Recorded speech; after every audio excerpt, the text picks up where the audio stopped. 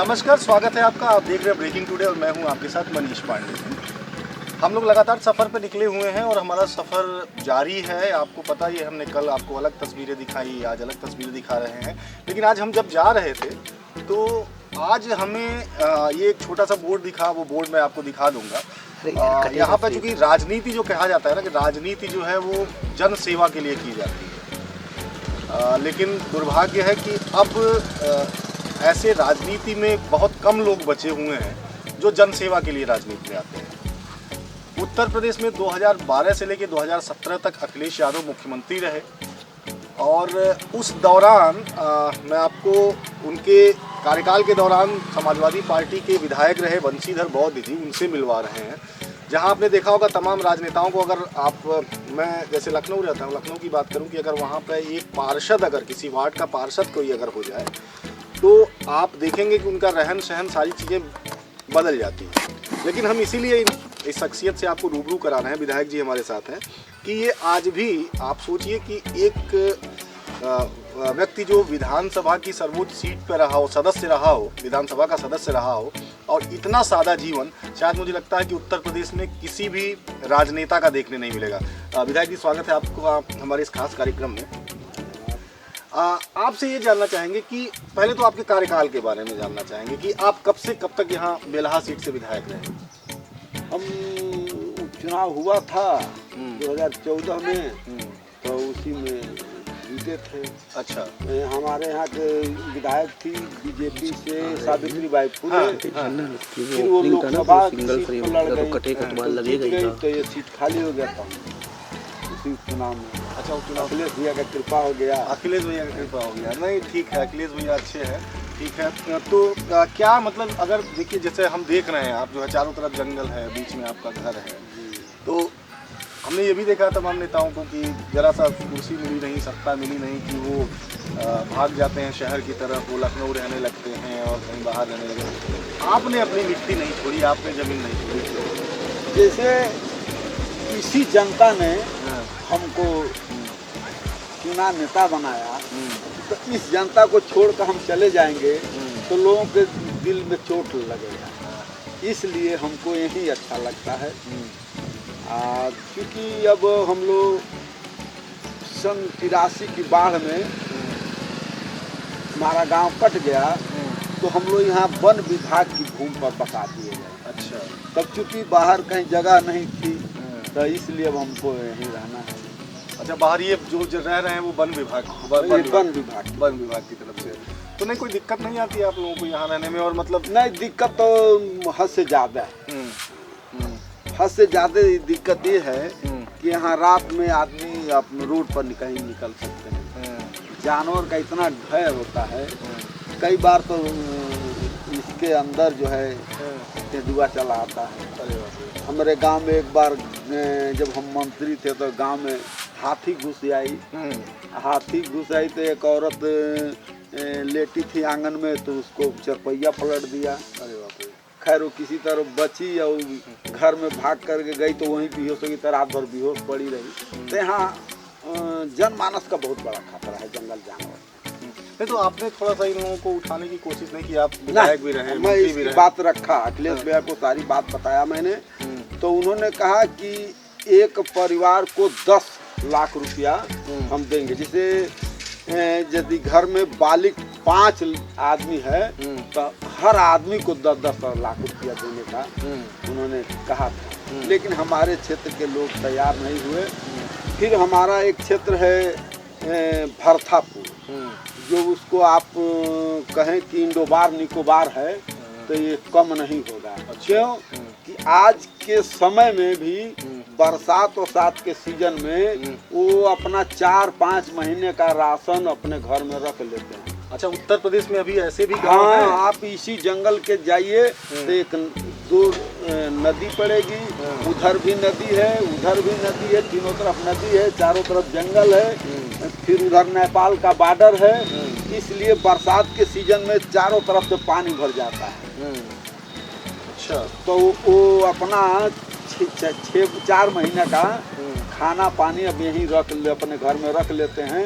वो बाढ़ आ गया तब बह गया, नावों से किसी की तबीयत खराब हो जाती है तो नाव आज भी वो भारथापुर के नाम से। तो अखिलेश भैया से सारी बात जब मैंने बताया, वहाँ एक आदमी को हाथी मार दिया था।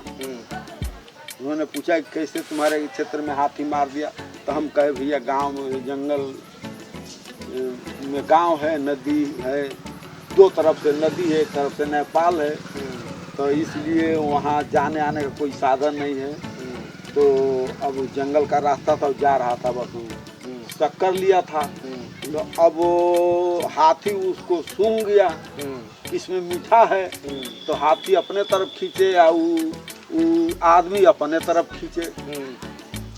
अब उसको छोड़ कर भाग जाना चाहिए, लेकिन जब नहीं छोड़ा बस हाथिया मार दिया। तो हम भैया से गए तो बताए, तो उस गांव को भैया ने वहां से हटा कर के ऊंचे बसाने के लिए उसी समय घोषणा कर दिए थे। आज कार्रवाई चल रही है, क्योंकि हमारा कार्यकाल कम था तो हम उस सम पीरियड में काम पूरा नहीं हो पाया, तब हमारी सरकार चली गई, पूरा हो गया।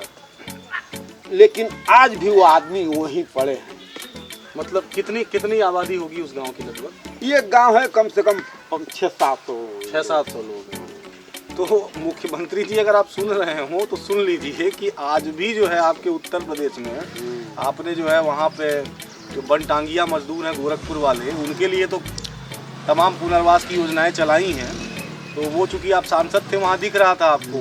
यहाँ पे भी चूँकि अब तो आप पूरे प्रदेश के मुखिया हैं, तो जैसा कि विधायक जी बता रहे हैं हमारे कि यहाँ पे ऐसा एक गांव है कि जो 4 तरफ से पानी से घिरा हुआ है और 4 महीने का राशन पानी लेके गांव वालों को बरसात के पहले रहना पड़ता है।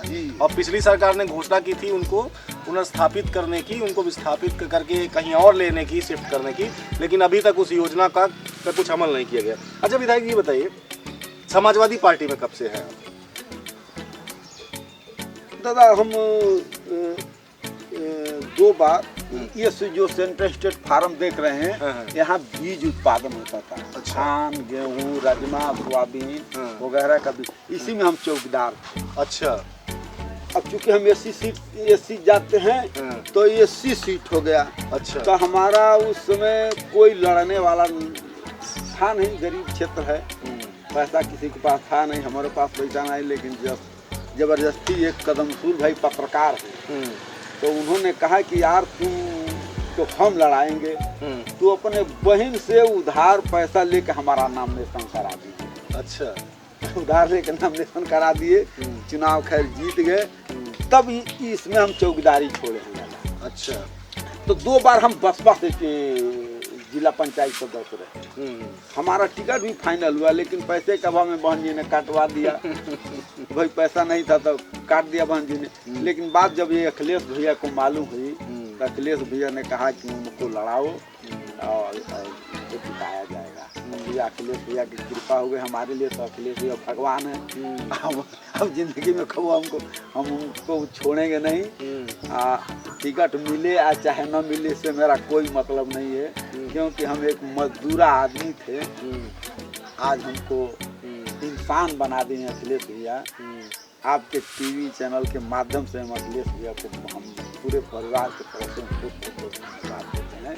तो हम ज़्यादा मजदूरी करते थे, खैर अखिलेश भैया नहीं। तो जो लोग ये कहते हैं कि समाजवादी पार्टी जो है परिवारवादी पार्टी है, वहाँ सिर्फ एक जाति एक वर्ग या अपने परिवार का ही विकास होता है, तो उन लोगों के लिए बंसीधर बौद्ध जी उदाहरण है कि जो देखिए आप धन्यवाद दे रहे हैं सामने। निश्चित रूप से अखिलेश यादव का ये सराहनीय एक तरह से फैसला कहा जाएगा कि जब उन्हें ये पता चला कि पैसा न देने की वजह से आपका टिकट कट गया, तो उन्होंने बुला के आपको यहाँ इस सीट से चुनाव लड़वाया, विधायक बनाया, उसके बाद मंत्री भी बनाया।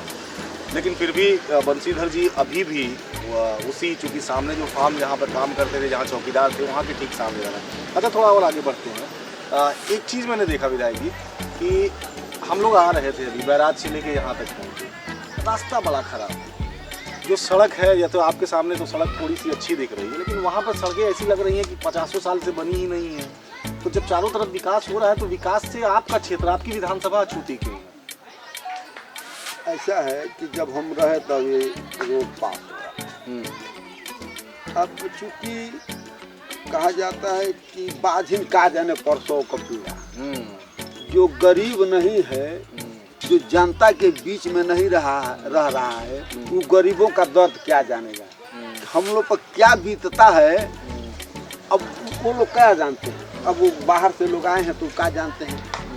हमारे यहाँ की इतनी समस्या है कि आपको बताएंगे तो पूरे उत्तर प्रदेश में एक बलहा विधानसभा का ये ऐसा क्षेत्र है कि यहाँ से 70 किलोमीटर खाली ब्लॉक है। अरे ब्लॉक 70 किलोमीटर, केवल ब्लॉक 70 किलोमीटर है, तहसील 80 किलोमीटर है।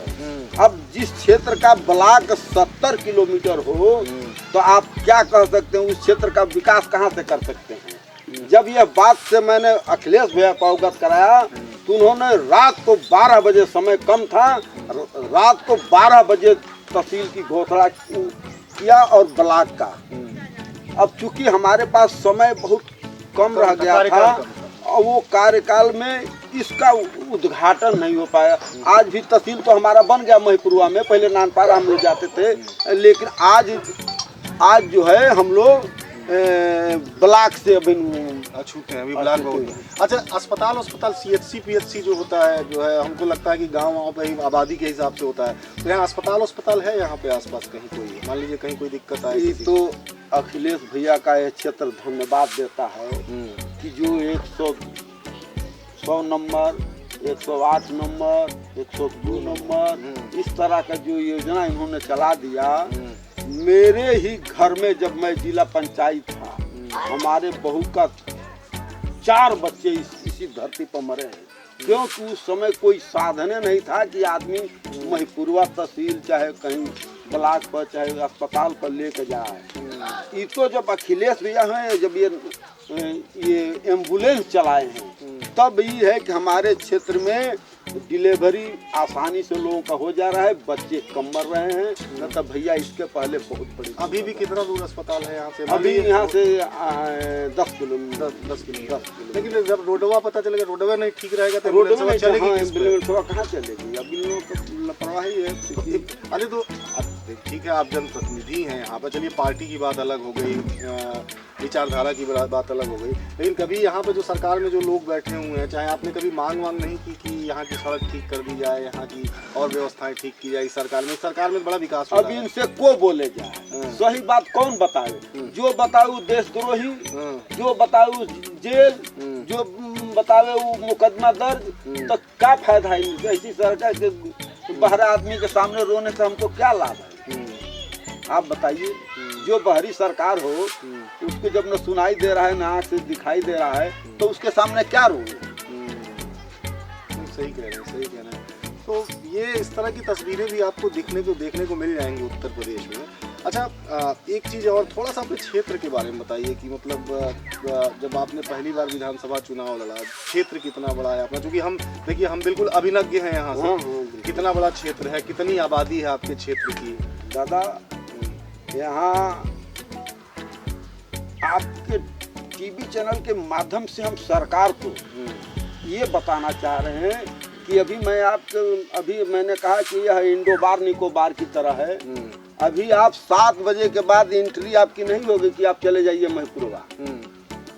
अच्छा, केवल 40 किलोमीटर जंगल ही पड़ता है, और जहाँ 40 किलोमीटर जंगल है वहाँ में क्या आप सोच सकते हैं?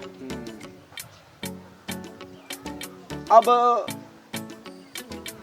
किसी को जो रात में तबीयत खराब हो गई, चाहे हम अब फर्ज कीजिए कि किसी बच्चे के लैट्रिन लग गई, तो उसको फार्म में ले जाना है, तो जब 4-5 लोग ले जाते हैं वो बच्चे को लैट्रिन कराने के लिए। शौचालय नहीं बने हैं क्या? शौचालय यहाँ वन विभाग है, वन विभाग बनने नहीं देता है। एक बार एक आदमी का घर में आग लग गया तो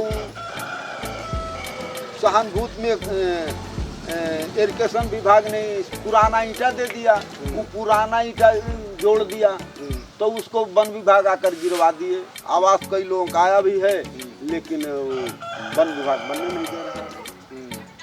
जबकि हमको वन विभाग इसीलिए तो बसाया कि हम इनके जंगल में पेड़ लगाते थे, हमारे पूर्वज पेड़ लगाए हैं, वन विभाग ने बसाया, और वन विभाग आज हम लोग को उजाड़ने का 10-20 साल के बाद यहाँ से आदमी खुद ही ऑटोमेटिक अपने आप छोड़ के भाग जाएगा। इतना जानवर उनका खतरा है। तो ये तस्वीर है यहाँ उत्तर प्रदेश के बलहा विधानसभा की, क्योंकि सिर्फ विधायक जी की शख्सियत से ही रूबरू नहीं कराने आए थे आपको। तमाम जो कमियां हैं वो भी विधायक जी ने बताई हैं, और मुझे लगता है कि जो जिम्मेदार लोग हैं, अगर उन तक ये बात पहुँचे तो कम से कम इन समस्याओं पर भी काम होना चाहिए।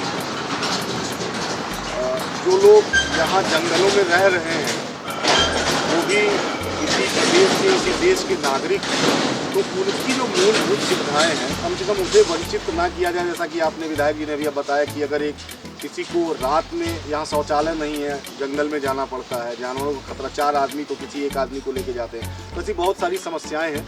फिलहाल विधायक जी बहुत बहुत धन्यवाद आपका, आपने हमें समय दिया, और धन्यवाद इस सड़क का भी और आपके इस बोर्ड का कि जो जाते हुए हमें नज़र आ गया। तो फिलहाल हम ऐसी ही किसी शख्सियत से फिर आपको रूबरू कराएंगे, लेकिन फिलहाल हमारा सफ़र जारी है, हम आगे खतरनिया की तरफ बढ़ रहे हैं और रास्ते में आने वाली भी चीज़ें आपको दिखाते रहेंगे। नमस्कार।